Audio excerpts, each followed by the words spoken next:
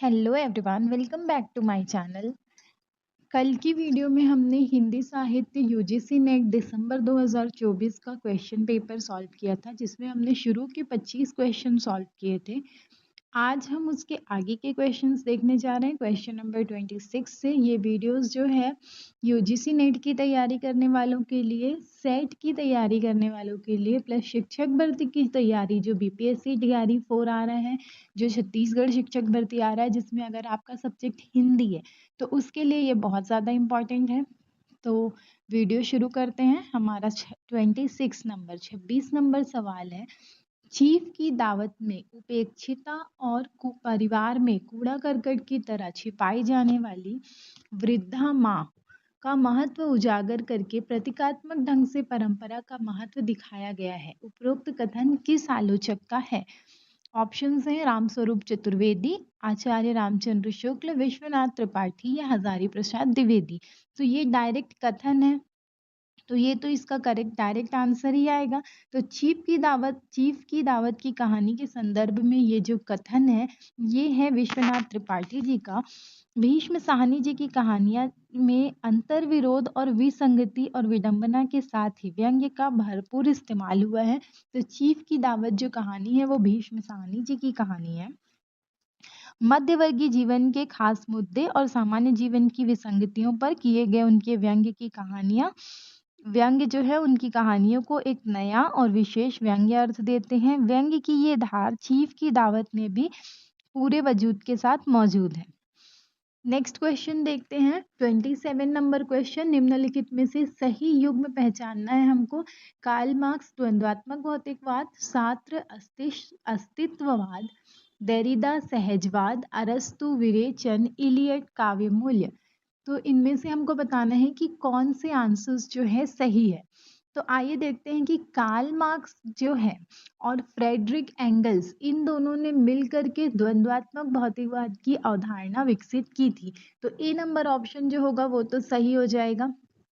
ठीक है, पहला वाला सही है, मतलब जिन ऑप्शंस में ए नहीं है वो दोनों गलत हो जाएंगे। तो ऑप्शन नंबर ए और डी हट जाता है। अब ए, बी और सी में से हमारा आंसर रहेगा। अब आगे देखते हैं मार्क्सवाद। ठीक है, मार्क्सवाद के आधार के रूप में जो काम करता है वो है द्वंद्वात्मक भौतिकवाद।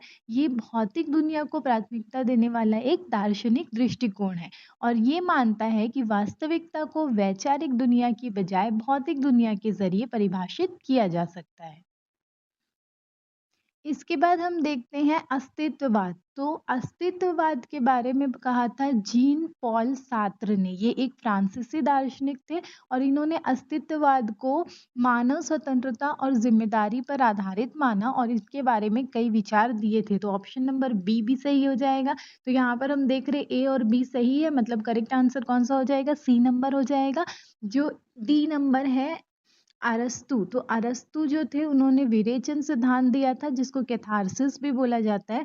इन्होंने प्रतिपादित किया कि कला और साहित्य के द्वारा हमारे दूषित मनोविकारों का उचित रूप से विरेचन हो जाता है और सफल त्रासदी विरेचन के द्वारा करुणा और त्रास के भावों को उद्बुद्ध करती है और उनका सामंजन करती है। ठीक है, तो हमारा 3 आंसर्स कौन कौन सा सही है? पहला कार्ल मार्क्स, इन्होंने द्वंद्वात्मक भौतिकवाद दिया। दूसरा है जीन पॉल सार्त्र, इन्होंने दिया था अस्तित्ववाद। और तीसरा है हमारा अरस्तु, जिन्होंने दिए थे विरेचनवाद। नेक्स्ट क्वेश्चन देखते हैं, दलित विमर्श से जुड़े कौन से कथन असत्य है? ऑप्शंस हैं, डॉक्टर अंबेडकर ने दलितों के उत्थान को राष्ट्र का उत्थान माना। दूसरा है, दलित लेखक के एक गुट ने 31 जुलाई 2020 को कर्मभूमि की प्रति जलाई। तीसरा है, दलित साहित्य में स्वानुभूतियों का विशाल भंडार है। चौथा है, अछूत की शिकायत 1925 में सरस्वती पत्रिका में छपी। या पांचवा है, जयप्रकाश करदम और ओम प्रकाश वाल्मीकि दलित साहित्य के महत्वपूर्ण लेखक है। ठीक है, तो ये हम देखते हैं कि इसमें से हमारा करेक्ट आंसर कौन सा है। तो इस क्वेश्चन में हमको क्या बताना है? कौन से कथन असत्य है, असत्य हमको बताना है। ठीक है, तो पहला जो है, डॉक्टर अंबेडकर ने दलितों के उत्थान को राष्ट्र का उत्थान माना, ये सही है। डॉक्टर अंबेडकर जी ने दलितों के उत्थान के लिए बहुत काम किया और उनका मानना था कि दलित जो है वो मोस्टली हमारे यहाँ जो ज़्यादातर लोग हैं वो निम्न वर्ग से आ रहे हैं। ठीक है, इसको अदरवाइज नहीं लेना है, पर मूल क्या बोले था उन्होंने, एक मूल संकल्पना वाला शब्द दिया था ना कि मूल निवासी का शब्द दिया था। तो वहां पर मूल निवासी की संकल्पना उन्होंने दी थी, तो उनका कहना था कि दलितों का उत्थान ही राष्ट्र का उत्थान है। तो ये कथन तो सत्य है, तो ए नंबर तो ऑप्शन होगा नहीं, तो जिसमें ए नंबर है उसको हटा दीजिए, तो बी और सी में से हमारा आंसर आएगा। ठीक है, अब बी नंबर जो ऑप्शन है, बी नंबर में क्या दिया, दलित लेखक के एक गुट ने 31 जुलाई 2020 को कर्म भूमि की प्रति जलाई। तो ये कथन जो है ये पूरी तरह असत्य है, ये कथन सही नहीं है। ठीक है, तो जहां पर बी आंसर आ गया मतलब आपका ऑप्शन नंबर बी करेक्ट हो जाएगा, क्योंकि बी और डी सिर्फ बी में है। सी नंबर जो है, दलित साहित्य में स्वानुभूतियों का विशाल भंडार है, ये कथन भी सत्य है। डी नंबर जो है, अछूत की शिकायत 1925 में सरस्वती पत्रिका में छपी, ये गलत है। ये साहित्य में सबसे पहले जो है 1914 में हीरा डोम की कविता अछूत की शिकायत जो थी वो सरस्वती पत्रिका में छपी थी, कब, 1914 में। स्वामी अच्युतानंद जो हरिहर उपनाम से कविता लिखते थे। ठीक है, तो डेट गलत है, बाकी वो आंसर सही है। 1925 में नहीं छपी थी, 1914 में छपी थी। कविता किसकी थी, हीरा डोम की, और क्या नाम था, अछूत की शिकायत। तो ऑप्शन नंबर बी सही हो जाएगा। और एक और हमको इसी में यहाँ से फैक्ट मिल जाता है कि जयप्रकाश करदम और ओम प्रकाश वाल्मीकि दलित साहित्य के महत्वपूर्ण लेखक है। तो ऑप्शन नंबर ई भी सही है। नेक्स्ट क्वेश्चन में जाते हैं, स्त्री विमर्श के संदर्भ में कौन से कथन सत्य है। तो हमको बताना है स्त्री विमर्श के संदर्भ में कौन से कथन सत्य है। ऑप्शंस क्या क्या दिए, सावित्रीबाई फुले ने स्त्रियों की शिक्षा के लिए काम किया, तो ये तो सबसे सही है क्योंकि उन्हीं के नाम से स्कूल खुला था। तो ऑप्शन नंबर ए सही है, मतलब आपके पास कौन से दो आंसर्स हो जाएंगे, या तो ए नंबर होगा या तो डी नंबर होगा, जिसमें ए, सी और ई ए है। ठीक है, तो ये याद रखना है कि सावित्रीबाई फुले ने स्त्रियों की शिक्षा के लिए इतना काम किया था। उन्होंने 1848 में भारत का पहला बालिका विद्यालय खोला था, कहाँ पर खोला था, पुणे में। अगला है, इस विमर्श की एक महत्वपूर्ण पुस्तक है सुशांत बेसनेट की फेमिनिस्ट एक्सपीरियंस। तो स्त्री विमर्श की जो फेमस बुक है ना, जिसका नाम है सुशांत बेसनेट की फेमिनिस्ट एक्सपीरियंस, ये कथन भी सही है। सुशांत बेसनेट ने अपनी पुस्तक जो फेमिनिस्ट एक्सपीरियंसेस है, इसमें लिखा है कि एशिया में नारीवाद और नारीवाद संघर्ष का जन्म तब हुआ जब लोकतांत्रिक अधिकारों के प्रति चेतना जागृत हुई। तभी आदि जनता को उसके बुनियादी अधिकारों से वंचित रखे जाने के अन्याय के प्रति जागरूकता पैदा हुई, और वास्तव में एशिया में नारीवादी चेतना राजनीतिक जागरूकता के ऐतिहासिक समय में ही परवान चढ़ी। तो ऑप्शन नंबर ए और ऑप्शन नंबर बी,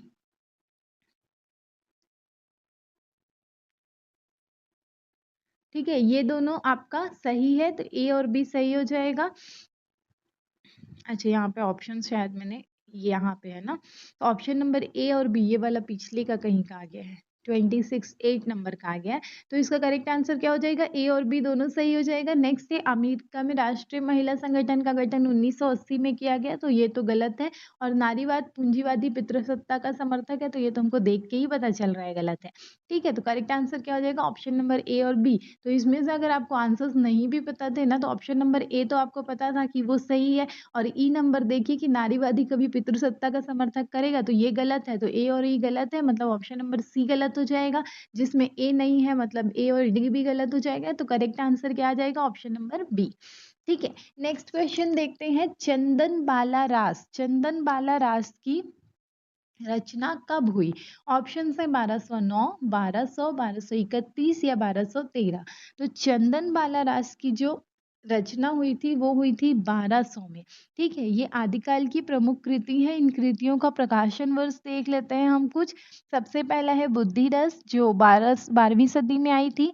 जीव दया रस जो 1200 ईस्वी में आई। चंदन बाला रास है, ये भी किस में आई थी, 1200 में। जम्बू स्वामी रास 1209 में, और रेवंत गिरी रास 1231 में। नेमिनाथ रास 1238 में, और गद्य सुकुमाल रास 1250 के आसपास आई थी। तो ये सारी जो है आदिकाल की प्रमुख कृतियां हैं। नेक्स्ट है प्रकाशन वर्ष की दृष्टि से उपन्यासों का सही क्रम क्या है।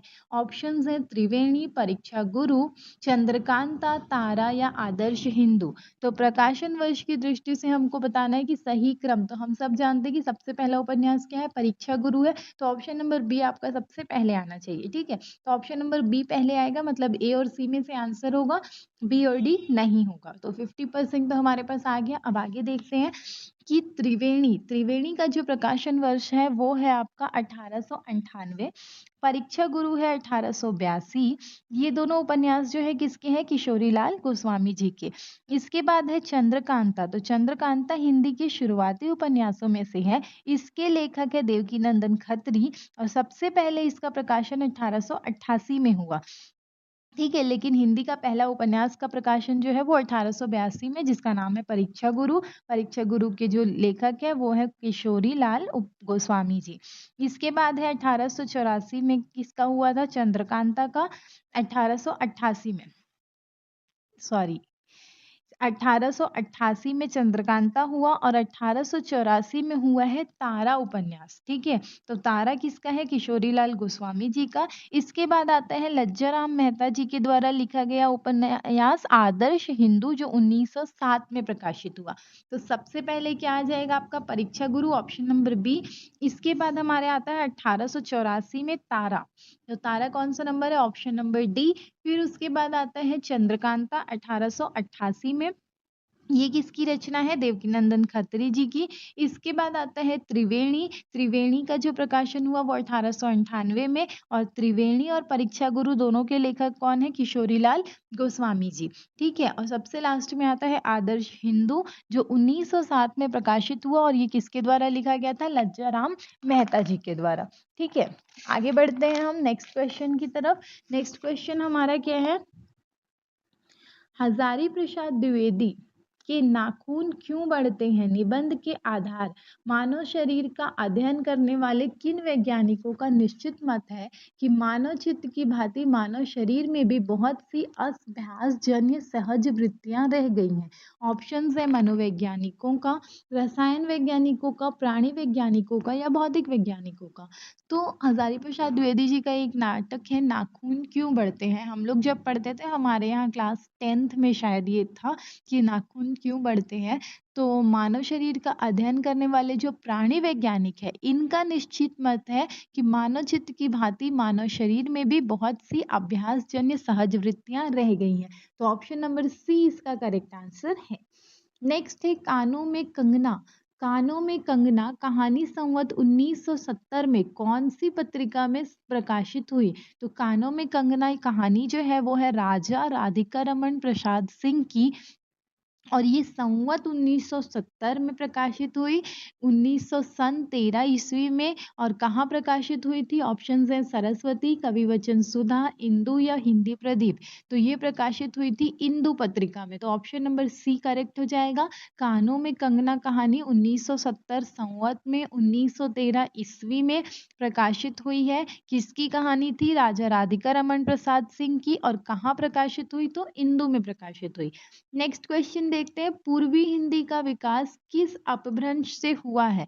तो पूर्वी हिंदी का विकास हमको बताना है, ऑप्शंस है शौरसेनी, अर्धमागधी, महाराष्ट्री या मागधी। तो पूर्वी हिंदी का विकास किससे हुआ है, अर्धमागधी अपभ्रंश से। तो ऑप्शन नंबर बी इसका करेक्ट आंसर हो जाएगा। अर्धमागधी जो है संस्कृत और आधुनिक भारतीय भाषाओं के बीच की एक कड़ी है। प्राचीन काल में ये मगध की बोलचाल और साहित्यिक भाषा थी। पूर्वी हिंदी की जो बोलियां हैं उसमें 3 बोलियां आती है। कल हमने डिस्कस किया था कि कौन कौन सी, A B C, A Awadhi, B Bagheli और सी छत्तीसगढ़ी। नेक्स्ट क्वेश्चन देखते हैं, एक और द्रोणाचार्य नाटक के अंतर्गत कौन सा पात्र लीला का समरूपी है। ऑप्शंस हैं अरविंद, कृपी, अश्वत्थामा या अनुराधा। तो एक और द्रोणाचार्य नाटक जो है ये शंकर शेष जी का नाटक है। इसका प्रकाशन हुआ था 1977 में। शंकर शेष जी जो है वो साठोत्तरी पीढ़ी के नाटककार थे।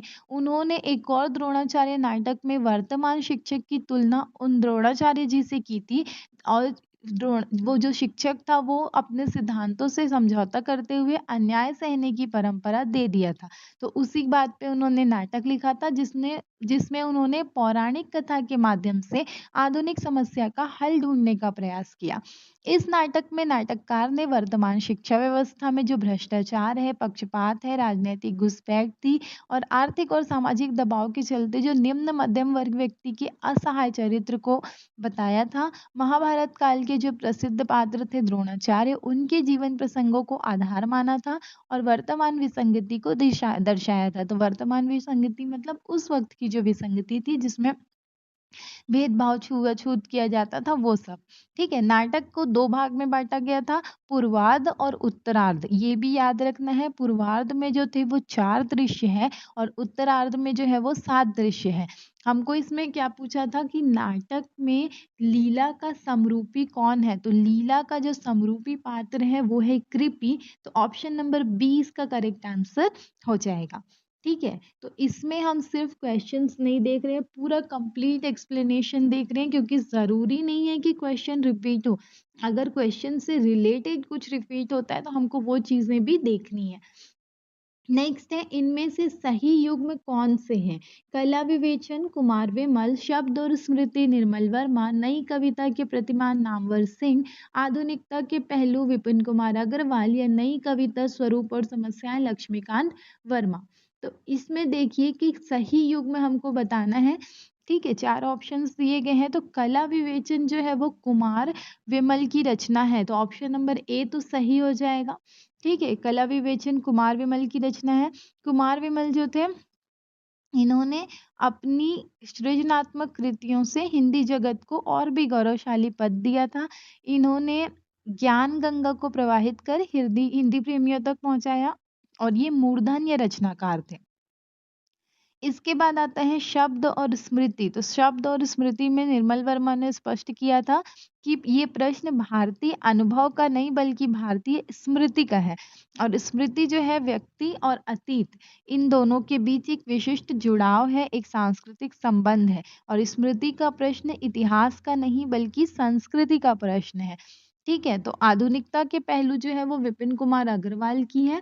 तो ऑप्शन नंबर क्या हो जाएगा इसका? ए। ऑप्शन नंबर ए करेक्ट हो जाएगा। ए, बी और डी।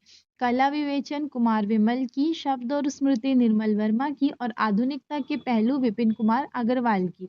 तो ए, बी और डी ये तीनों जो है सही है।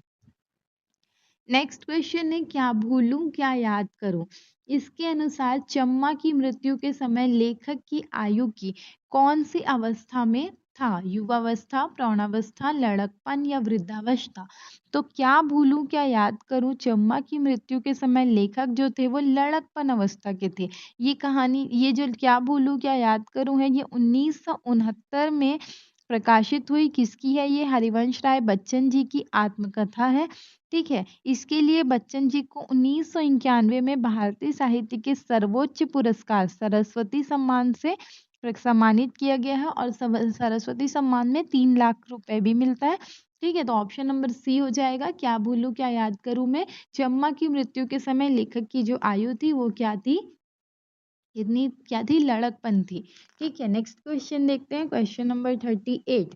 क्वेश्चन नंबर 38 क्या बोल रहा है हमको? चूरन अमल बेद का भारी, जिसको खाते कृष्ण मुरारी, मेरा पाचक है पचलोना, जिसको खाता श्याम सलोना। तो ये पंक्तियां कहाँ की है? अंधेर नगरी के नाटक से ली गई है। जो चूरन बेचने वाला है वो ये गीत गाता है। तो अब ये गीत जो है वो अंधेर नगरी के नाटक के किस अंक में होती है? चौथे, तीसरे, पहले या दूसरे? तो अंधेर नगरी तो हम जानते हैं कि ये नाटक 1881 में लिखा गया था। ठीक है, ये भारतेंदु हरीशचंद्र जी के द्वारा लिखा गया था। एक चीज और याद रखनी है कि ये नाटक जो है हम एक ही रात में पूरा लिखा गया था और हिंदू नेशनल थिएटर के में इसको दिखाया गया था।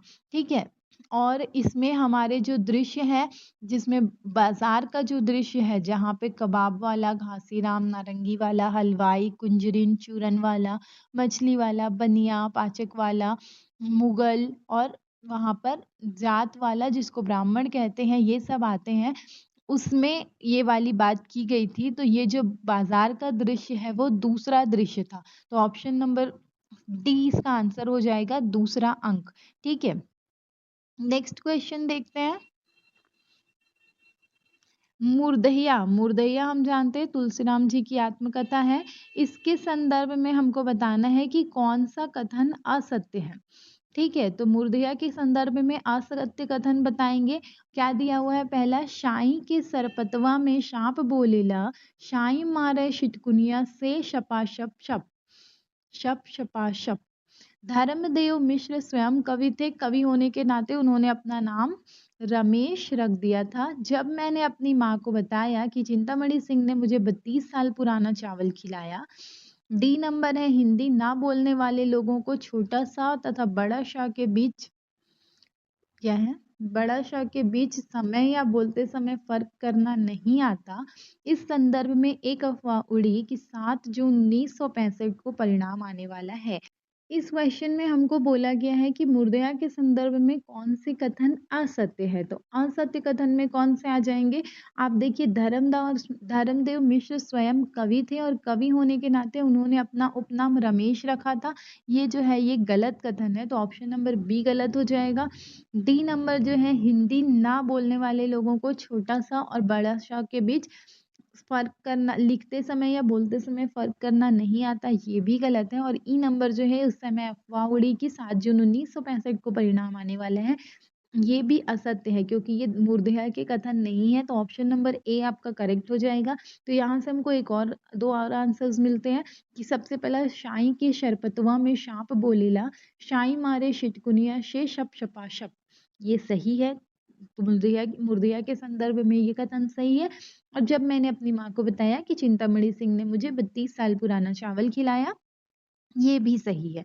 नेक्स्ट क्वेश्चन में जाते हैं। निम्नलिखित में से कौन से युग्म सही है? ऑप्शन है ह्रस्व स्वर अ, दीर्घ स्वर ई, दीर्घ स्वर आ, प्लुत स्वर ई या ह्रस्व स्वर उ। तो हमको बताना है कि कौन सा सही है। तो हम जानते हैं कि स्वर जो रहते हैं वो, उसमें ह्रस्व स्वर, दीर्घ स्वर, संयुक्त स्वर और प्लुत स्वर आते हैं। ठीक है, तो स्वर में आपका सबसे पहले क्या होता है? ह्रस्व स्वर, जिसको उच्चारण करने में एक मात्रा का समय लगता है, तुरंत उच्चारण हो जाता है। तो ये कौन कौन से होते हैं? छोटे जो होते हैं, अ, छोटी ई, छोटे उ और री, ये चारों क्या है? ह्रस्व स्वर है। दीर्घ स्वर क्या होते हैं? जिसको बोलने में 2 मात्रा का समय लगता है, ज्यादा समय लगता है। उसमें कौन सा आता है? बड़ा बड़ा जो है, बड़ा आ, बड़ा ई, बड़ा उ, 3 है। इसके बाद आता है संयुक्त स्वर। तो संयुक्त स्वर क्या होता है? जो 2 स्वरों से मिलके बनता है, अ और ई से मिलके ए। ठीक है, अ और बड़ी ई से मिलके ए, ओ और औ। तो ये चारों क्या है? संयुक्त स्वर है। और इसके बाद आता है प्लुत स्वर, जिसको बोलने में 3 मात्रा का समय लगता है। तो प्लुत स्वर में आपका ओम आता है, जिसको हम 3 मात्रा का समय लेकर के खींच कर बोलते हैं। ठीक है, तो यहाँ से हमको बताना है सही क्या है। तो हर्ष स्वर अ है, ये सही है। दीर्घ स्वर छोटी ई है, ये गलत है क्योंकि दीर्घ स्वर बड़ी ई है। दीर्घ स्वर आ है, तो वो भी सही है। ठीक है, और प्लुत स्वर बड़ी ई है, तो ये गलत है। और ह्रस्व स्वर उ है, ये सही है। तो ए, सी और ई सही है। तो आपका ऑप्शन नंबर सी यहाँ पर सही हो जाएगा। ठीक है, नेक्स्ट क्वेश्चन देखते हैं। भारतेंदु कृत सती प्रताप नाटक का नाट्य रूप कौन सा है? प्रहसन, गीति रूपक, ओपेरा या लास्य रूपक? तो सती प्रताप नाटक जो है, ये हरीशचंद्र जी का अधूरा नाटक था। इसको पूरा किया था राधा कृष्ण दास ने। और ये जो नाटक है, ये गीति रूपक नाटक है। तो ऑप्शन नंबर बी इसका करेक्ट आंसर हो जाएगा। आगे बढ़ते हैं। नेक्स्ट क्वेश्चन में निम्नलिखित में से कौन से युग्म सही है? मूर्खता मेरी जन्मजात विरासत थी, मूर्धिया का है। कर्म बहुत से आघात सहने का एकमात्र उपाय होता है। एक बूंद सहसा। जन्म विज्ञान की पहली कसौटी रंग की है, माटी की मूर्तें। जन विज्ञान की आरंभ जितना महत्वपूर्ण होता है, अंत उतना ही महत्वहीन। आवारा मसीहा। किसी भी शासन के 2 प्रमुख रंग है, सुरक्षा और विधि व्यवस्था। क्या भूलूं क्या याद करूं? तो इसमें से बताना है कि कौन से युग्म सही है। कौन सा मतलब जो कथन है ये उसी नाटक या कहानी में कही गई है, वो हमको बताना है। तो मूर्खता मेरी जन्मजात विरासत थी, ये तुलसीराम की आत्मकथा मूर्धया की है। ठीक है, तो ऑप्शन नंबर ए तो सही हो जाएगा। तो जब ए आपकी सही है, ठीक है, तो ए सही है, मतलब आपका जो ए वाला है वो आंसर्स रहेंगे, बी वाला ए वाला रहेगा ही, तो जिसमें ए नहीं है उसको काट दीजिए, तो सी नंबर कट गया। अब इसके बाद देखते हैं हम नेक्स्ट, तो आरंभ जितना महत्वपूर्ण होता है अंत उतना ही महत्वहीन। ये आवारा मसीहा है कि आवारा मसीहा की लाइन है, जो शरद चंद्र चट्टोपाध्याय जी की जीवनी है पर लिखी गई है विष्णु प्रभाकर के द्वारा। तो ऑप्शन नंबर डी सही है। तो ए और डी वाला कौन सा ऑप्शन है, बी और डी है। अब देखते हैं ई सही है या सी सही है। तो इसमें जो है ई सही है कि किसी भी शासन के दो प्रमुख अंग है, सुरक्षा और विधि व्यवस्था। ये क्या भूलूं क्या याद करूं की रचना है, ठीक है। तो ऑप्शन नंबर ई आपका कौन सा सही हो जाएगा, ए डी और ई सही है, मतलब ऑप्शन नंबर बी आपका सही हो जाएगा, ठीक है। आगे बढ़ते हैं, नेक्स्ट क्वेश्चन क्या है। अरे भाई रात होती है अंधेरा होता है, तो तुम चाहो या ना चाहो प्रभात का प्रकार स्वयं में उतर आता है कि नहीं। उठ जाग मुसाफिर निबंध में उपरोक्त पंक्ति किस पात्र के द्वारा कही गई है। रिप्पन बाबू, मनोहर बाबू, जगदीश बाबू या प्रकाश बाबू। तो अरे भाई रात होती है अंधेरा होता है, तो तुम चाहो या नहीं प्रभात का प्रकाश स्वयं में उतर आता है कि नहीं, ये उठ जाग मुसाफिर निबंध है।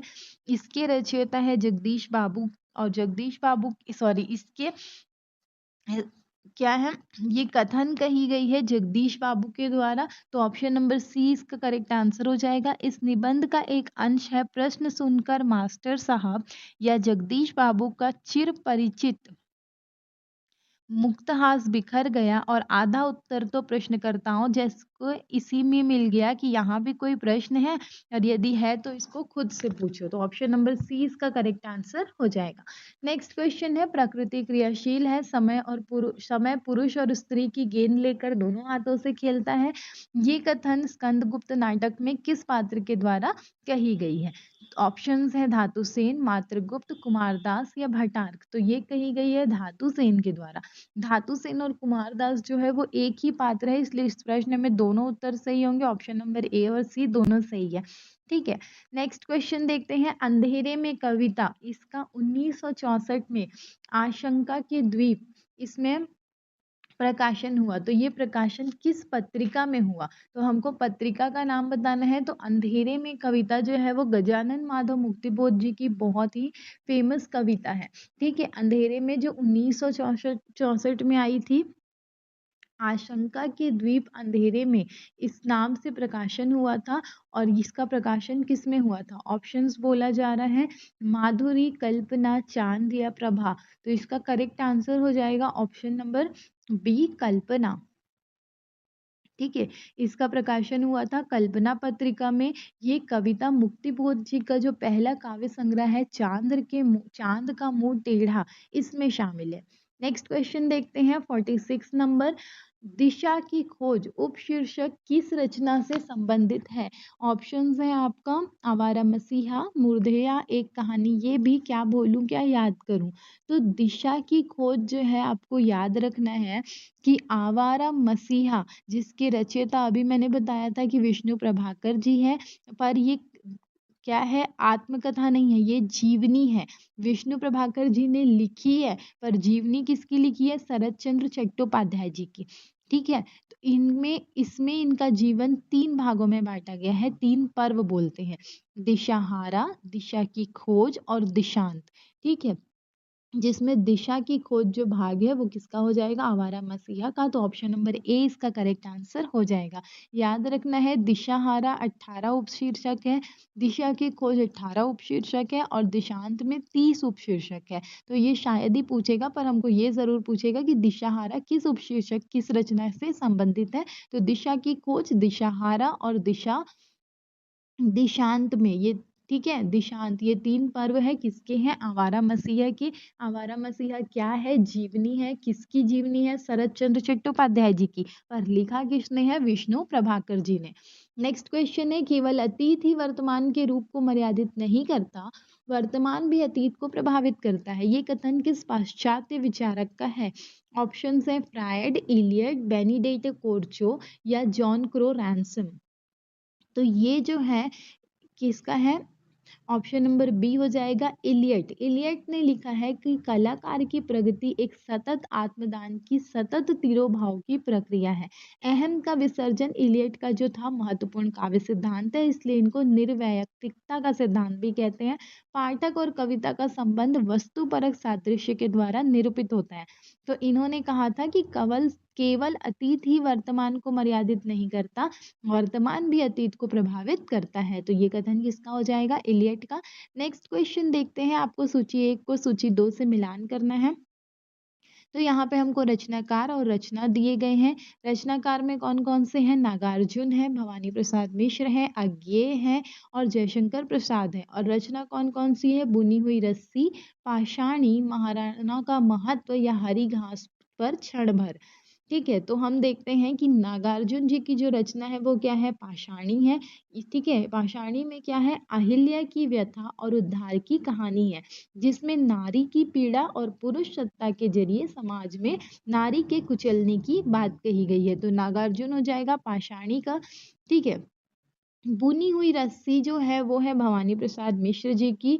तो बुनी हुई रस्सी के रचयिता हो गए भवानी प्रसाद मिश्र। ये क्या है? कविता संग्रह है। इसके लिए उनको 1972 में साहित्य अकादमी पुरस्कार भी मिला था। ठीक है, तो ए का हो जाएगा सेकंड और बी का हो जाएगा फर्स्ट। तो कौन सा ऑप्शन है इसमें? ऑप्शन नंबर ए हो जाए। ए है कि सी है? ए का सेकंड और बी का भवानी प्रसाद मिश्र। ठीक है ना, भवानी प्रसाद मिश्र की कौन सी रचना देखी हमने? बुनी हुई रस्सी। तो बी का हमारा हो गया भवानी प्रसाद मिश्र की बुनी हुई रस्सी। अज्ञेय जी की रचना है कौन सी? हरी घास पर क्षण भर। अज्ञेय जी का पूरा नाम याद रखिएगा, सच्चिदानंद हीरानंद वात्स्यायन अज्ञेय। इनकी रचना है हरी घास पर क्षण भर। और इसके बाद जो है वो है जयशंकर प्रसाद जी की रचना महाराणा का महत्व। तो ए का सेकंड, बी का फर्स्ट, सी का फोर्थ, डी का थर्ड। कौन सा है? Option number C. इसके बारे में कुछ देख लेते हैं कि आज्ञे जी की जो रचना है हरी घास पर क्षण भर, ये भी कविता संग्रह है और इसका जो संग्रह हुआ था साल 1949 में प्रकाशित हुआ था। महाराणा का महत्व जो है वो जयशंकर प्रसाद जी ने लिखा था, जो महाराणा प्रताप के शौर्य और ऐतिहासिक महत्व को उजागर करता है। ये लिखा गया था 1914 में और इसका संकलन हुआ था चित्राधार के पहले करुणालय के साथ। नेक्स्ट क्वेश्चन देखते हैं, मनोविश्लेषणवाद के संबंध में कौन सी मान्यताएं सही है? ऑप्शन है आपका फ्रायड के अनुसार कला और धर्म दोनों का उद्भव अवचेतन मानस की संचित प्रेरणाओं और इच्छाओं से होता है। एडलर के मनोविज्ञान में आत्मस्थापन की प्रवृत्ति प्रमुख है।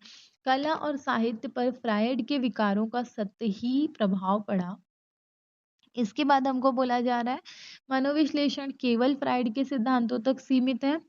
और फिर हमको दिया जा रहा है इडिपस कॉम्प्लेक्स का फ्रायड के सिद्धांत में महत्व नहीं है। तो यहाँ पर देखिए, तो सबसे पहली चीज अगर हमको यहाँ से आंसर ढूंढना है ना, तो डी नंबर दिया है मनोविश्लेषणवाद केवल फ्रायड के सिद्धांतों तक सीमित है। तो कभी भी कोई भी चीज किसी एक तक सीमित नहीं हो सकती। तो ऑप्शन नंबर डी जो है वो गलत है। तो ऑप्शन नंबर डी गलत है, मतलब डी जिसमें जिसमें आ रहा है आप उसको कट कर दो। ठीक है, तो ए और सी में आ रहा है उसको कट कर दो। अब हम देखते हैं बचे हुए आंसर्स में से कौन सा सही है। तो ए और बी है और सी और ई है। तो ए और बी और सी और ई में से देखते हैं कि फ्रायड के अनुसार कला और धर्म दोनों का उद्भव अचेतन मानस की संचित प्रेरणाओं और इच्छाओं से होता है। तो ये कथन जो है ये सही है, इसलिए ऑप्शन नंबर बी आपका सही हो जाएगा, केवल ए और बी। ठीक है, जहां पर ये टाइप का उत्तर चुनने वाला आता है ना, इसमें आप देखा करो कि कहाँ पर से हम आंसर्स जल्दी फाइंड आउट कर सकते हैं। पूरा याद नहीं रखना है, हमको एलिमिनेट करना है।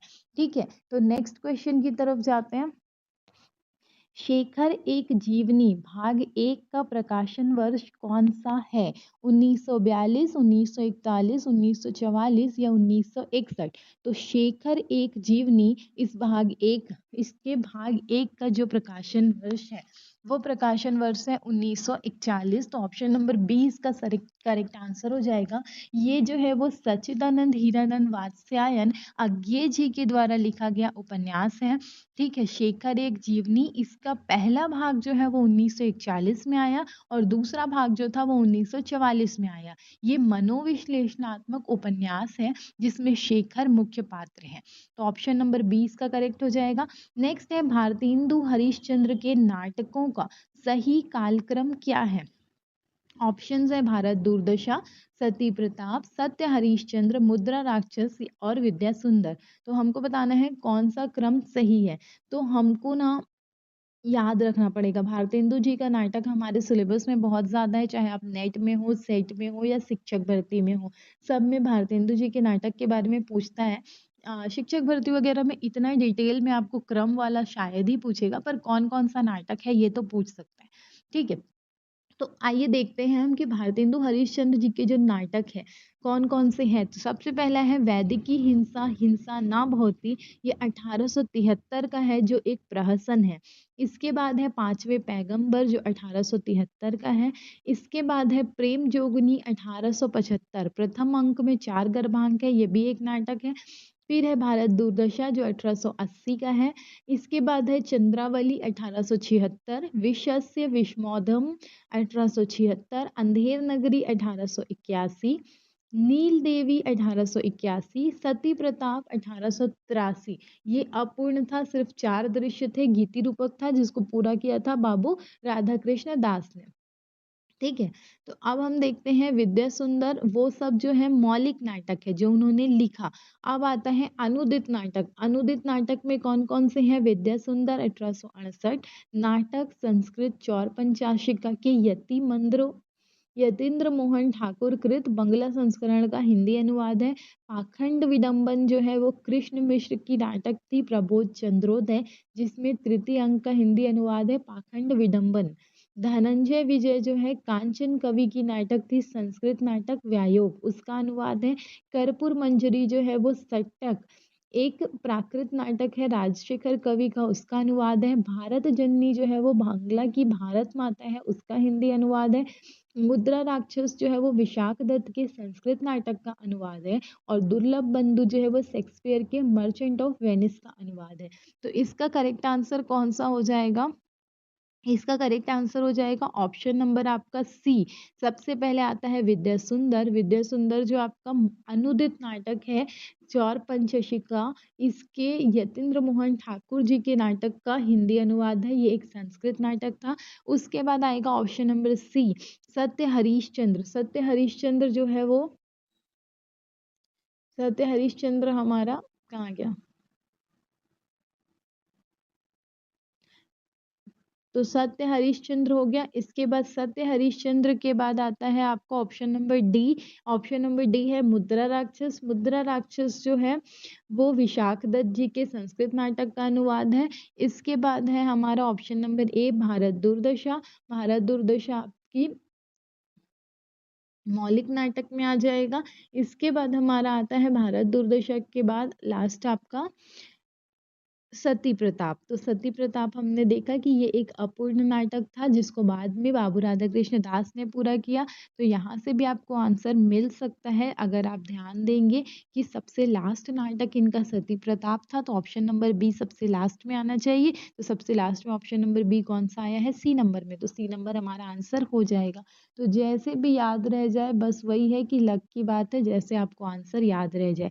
ठीक है, यहाँ पर मौलिक अनुदित सब याद रखना पड़ता है। नेक्स्ट है निपुणिका कौन से उपन्यास की पात्र है? ऑप्शंस हैं आपका बंटी, जिंदगी नामा, बाणभट्ट की आत्मकथा या परीक्षा गुरु। परीक्षा गुरु। तो निपुणिका, निपुणिका जो है वो पात्र है बाणभट्ट की आत्मकथा की। ये किसके द्वारा लिखी गई है? हजारी प्रसाद द्विवेदी जी के द्वारा। और क्या है? ये एक उपन्यास है।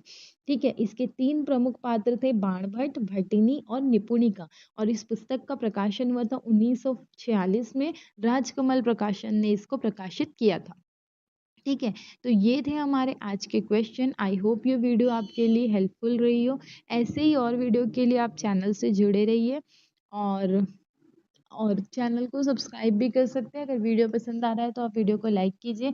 कोई भी क्वेरी और सजेशन हो आप कमेंट सेक्शन में लिख सकते हैं। So thank you, have a nice day. मिलते हैं नेक्स्ट वीडियो में।